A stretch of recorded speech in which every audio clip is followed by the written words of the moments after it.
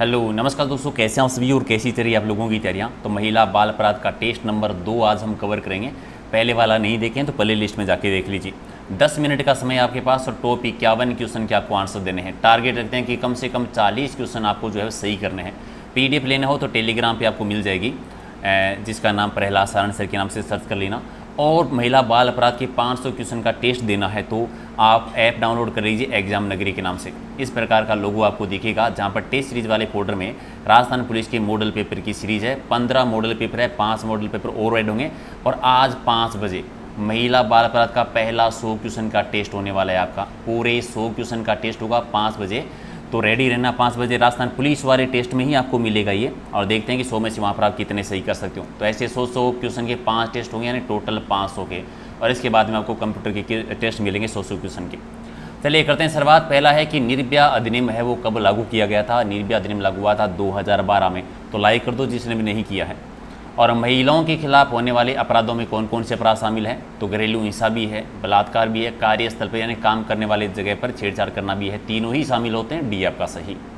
और अभिरक्षा आदेश से संबंधित धारा कौन सी है, तो अभिरक्षा आदेश है वो धारा 21 में, धारा 21(1) आपका सही।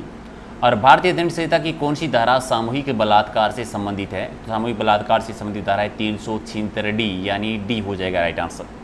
और घरेलू हिंसा के विरुद्ध महिला संरक्षण अधिनियम 2005 के अंतर्गत टोटल कितनी धाराएं और कितने अध्याय हैं। घरेलू हिंसा संरक्षण महिला अधिनियम 2005 जो है उसमें टोटल कितनी धाराएं धाराएं आती है, 37 धाराएं हैं और 5 अध्याय हैं। इन्हें राइट आंसर बी है। और राज्य महिला आयोग के सदस्यों की नियुक्ति कौन करता है, राज्य महिला आयोग के सदस्यों की नियुक्ति की जाती है राज्य बाल विकास मंत्री के द्वारा। डी हो जाएगा आपका राइट आंसर। अगला है कि पुलिस की गिरफ्तारी के वक्त महिलाओं के कौन से अधिकार होते हैं। पुलिस की गिरफ्तारी के टाइम पर होता है कि महिला की तलाशी जो है केवल महिला पुलिसकर्मी ही ले सकती है। दूसरा, गिरफ्तारी के वक्त महिला कांस्टेबल होना ज़रूरी है। और विशेष परिस्थिति के अलावा रात्रि में गिरफ्तारी नहीं की जा सकती, रात्रि में नहीं कर सकती, विशेष परिस्थितियों तभी की जा सकती है। तो तीनों ही अधिकार हैं, तो डी हो जाएगा राइट आंसर। और अगला है कि भारतीय दंड संहिता का निर्माण किसके द्वारा किया गया था। भारतीय दंड संहिता का निर्माण किया था केनी ने, लॉर्ड केनी। 1 आपका सही। और बेटी बचाओ बेटी पढ़ाओ योजना की शुरुआत कब हुई थी, इस योजना की शुरुआत हुई थी 22 जनवरी 2015 को, यानी राइट आंसर आपका 1 है। और नेक्स्ट है कि अगर शादीशुदा महिला की मौत संदिग्ध परिस्थिति में होती है तो ऐसी शादी के 7 साल के दौरान पुलिस जो है वो IPC की किस धारा के तहत केस दर्ज कर सकती है, तो धारा 304B के तहत कर सकती है। लेकिन एक चीज़ याद रखना कि ऐसी मौत होने की कितने वर्ष तक कार्रवाई की जा सकती है, शादी होने के 7 साल तक, ठीक है। और पॉक्सो एक्ट के अनुसार किसी बालक ने अपराध किया है तो उस पर मामला कौन से न्यायालय में चलेगा।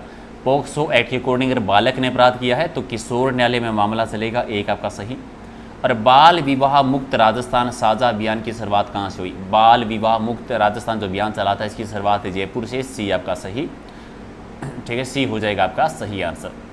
और संरक्षण अधिकारी की नियुक्ति कौन करता है, संरक्षण अधिकारी की नियुक्ति राज्य सरकार के द्वारा की जाती है। 1 आपका सही। और दहेज लेना और देना अपराध है, ये किस धारा के अंतर्गत आता है। दहेज लेना और देना ये धारा 3 के अंतर्गत है। और इसके लिए सहयोग करना या उकसाना भी अपराध है। बी आपका सही। बाल श्रम को रोकने के लिए राज्यों को निर्देश किस अनुच्छेद में, देखो राज्यों के निर्देश की बात है, यानी नीति निर्देशक तत्वों में जो है ये अनुच्छेद 39(e) में, 39(e) में। बी आपका सही। और पॉक्सो अधिनियम की धारा 5 का संबंध किससे है। पॉक्सो अधिनियम धारा 5 जो है उसका संबंध आता है बच्चे की लाश से। बी आपका सही।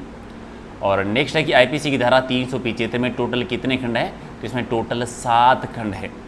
और किशोर न्याय बोर्ड का कार्यालय कितने वर्ष का होता है, कार्यकाल जो है कितने वर्ष का होता है, तो किशोर न्याय बोर्ड का जो कार्यकाल होता है वो 3 वर्ष का होता है। सी आपका सही। पॉक्सो एक्ट 2012 की नोडल एजेंसी कौन सी है।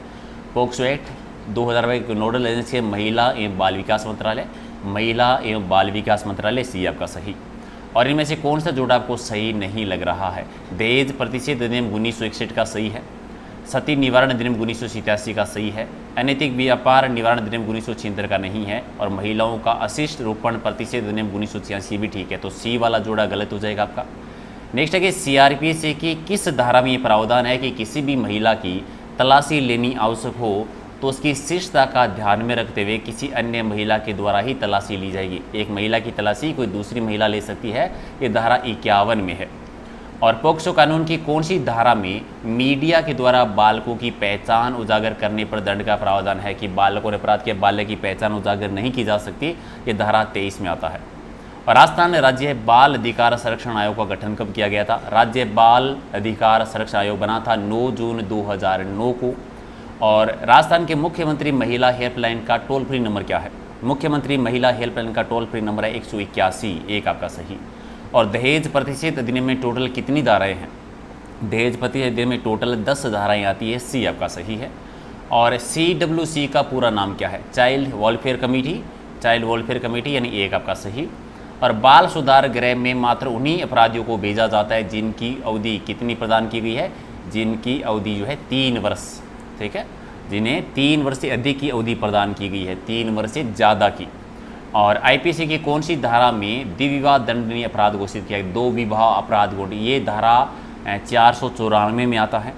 और नेक्स्ट है, सुप्रीम कोर्ट के द्वारा अगस्त 2017 को 3 तलाक की प्रथा को निरस्त करते हुए इसे असंवैधानिक और गैरकानूनी घोषित कर दिया था। तो ये फैसला देने वाले 5 जजों में संवैधानिक पीठ के मुखिया कौन थे? 5 जजों की पीठ थी जिसके मुखिया थे जगदीश चंद्र खेर जी, डी आपका सही। और मुस्लिम समाज में प्रचलित 3 तलाक प्रथा को क्या कहते हैं? तो 3 तलाक प्रथा को मौखिक तलाक भी कहते हैं, तलाक विदित भी कहते हैं, इंस्टेंट तलाक भी कहते हैं, सारे नाम है, डी आपका सही। और राष्ट्रीय महिला आयोग ने नए भवन का नाम क्या रखा है? राष्ट्रीय महिला आयोग का जो नया भवन है उसका नाम है निर्भया भवन, सी आपका सही। और घरेलू हिंसा से महिलाओं का संरक्षण अधिनियम 2005 की धारा 31 का भाग 1 किससे संबंधित आता है? तो ये आता है संज्ञेय और अजमानतीय, यानी सी आपका सही। और किसी भी स्त्री को इच्छा विरुद्ध अश्लील साहित्य दिखाने पर किस धारा में सजा का प्रावधान है? उसकी अनुमति के बिना, इच्छा के बिना अगर अश्लील दिखाते हैं तो धारा 354(a) के अकॉर्डिंग सजा का प्रावधान है। आपराधिक भय और आपराधिक बल किस प्रकार के घरेलू हिंसा में सम्मिलित होते हैं? तो आपराधिक भय और आपराधिक बल जो हैं ये शारीरिक दुर्व्यवहार में शामिल होते हैं, बी आपका सही। और किस सार्वजनिक मंच पर, किसी भी सार्वजनिक मंच या स्थान पर अश्लील गाना या शायरी सुनाना किस धारा में दंड का प्रावधान है? तो किसी भी सार्वजनिक मंच पर ऐसा करना धारा 294 के अकॉर्डिंग है। और इनमें से कौन सा जोड़ा सही सम्मिलित नहीं है? किशोर न्याय अधिनियम 2003 का है, सही है। लैंगिक अपराध से बालकों का संरक्षण अधिनियम 2012 का नहीं है, बी गलत। बाल विवाह निषेध अधिनियम 2008 गलत है, ऐसा नहीं, बहुत सारे क्वेश्चन गलत है इसमें भी, ठीक है। तो सम्मिलित तो एक ही हो, सम्मिलित बताना है आपको, क्योंकि ये भी 2006 का था। सही बताना है, जो सम्मिलित है उसका चुनाव करना है, तो बी वाला सही है। लैंगिक अपराधों से बालकों का संरक्षण अधिनियम 2012, पोक्सो एक्ट 2012 का ही है, तो ये वाला जोड़ा सही है, बाकी तीनों ही गलत आते हैं। और नेक्स्ट क्वेश्चन आपका कि घरेलू हिंसा अधिनियम 2005 के अंतर्गत घरेलू नातेदारी के अंतर्गत तक कौन आते हैं? घरेलू नातेदारी का अंतर्गत मतलब हो गया कि जो साझा गृहस्थी में रहते हैं, जो पूर्व में भी साथ रहे हैं, तो दोनों ही कथन सही हैं, दोनों ही बात सही है, यानी पहला और दूसरा दोनों सही आते हैं। घरेलू हिंसा के दायरे में क्या क्या शामिल है? तो घरेलू हिंसा में स्वास्थ्य का संकट, सुरक्षा का संकट, आर्थिक स्थिति, तीनों ही आते हैं, तो डी आपका सही। और घरेलू हिंसा के मामले में कौन शिकायत दर्ज कर सकता है? तो घरेलू हिंसा के मामले में पीड़ित स्वयं कर सकता है, पीड़ित का कोई संबंधी कर सकता है, या कोई भी ऐसा व्यक्ति जिसने घरेलू हिंसा की घटना को भाना हो, देखा हो, तो कोई भी व्यक्ति कर सकता है, डी आपका सही। और महिलाओं का कार्यस्थल पर लैंगिक उत्पीड़न अधिनियम 2013 के तहत गठित स्थानीय निकाय समिति से संबंधित कथन कौन सा है? तो पहला यह है कि पीड़ित महिला की शिकायत की सुनवाई होनी चाहिए, समिति की अध्यक्ष है वो महिला ही होनी चाहिए, और समिति के अन्य सदस्यों में एक जो है ST/SC से जुड़ी महिला का होना जरूरी है, तो तीनों ही कथन सही हैं, डी आपका सही। IPC की किस धारा के तहत महिला का स्त्री धन वापिस मांगा जाता है? कौन सी धारा के अकॉर्डिंग मांगा जाता है? 406 के अकॉर्डिंग। और घरेलू हिंसा अधिनियम 2005 के तहत बंद कमरे में सुनवाई का प्रावधान किस धारा में है? बंद कमरे में सुनवाई का जो प्रावधान है ये धारा 16 में आता है। और महिला का कार्यस्थल पर लैंगिक उत्पीड़न अधिनियम 2013 में सुलह के प्रावधान किस धारा के अंतर्गत है? सुलह का जो प्रावधान है ये धारा 10 में आता है, धारा 10 में। और पोक्सो एक्ट के अंतर्गत बच्चे के द्वारा किए गए अपराध का मामला किस न्यायालय में संचालित किया जा सकता है? तो किशोर न्यायालय में। और अनैतिक व्यापार निवारण अधिनियम 1956 के अंतर्गत अपराध क्या है? सही है, तो राइट आंसर आपका एक हो जाएगा सही।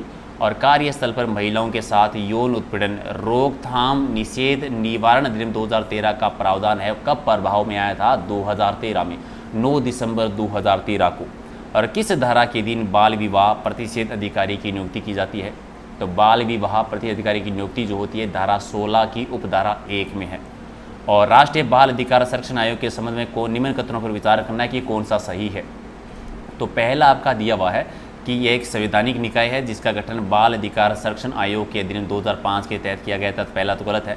यह महिला और बाल विकास मंत्रालय के तत्वाधान के काम करता है। दूसरा सही है। तो कौन सा ऑप्शन है? बी, यानी केवल 2 नंबर सही है।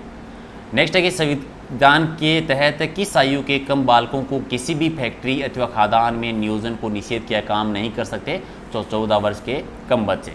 और मूल अधिकार के अंतर्गत कौन सा अनुच्छेद बच्चों के शोषण से संबंधित है? बच्चों के शोषण से संबंधित अनुच्छेद 24 आता है। और अगला है कि राष्ट्रीय बाल अधिकार आयोग का गठन कब किया गया था? तो 2007 में 5 मार्च 2007 को किया गया था।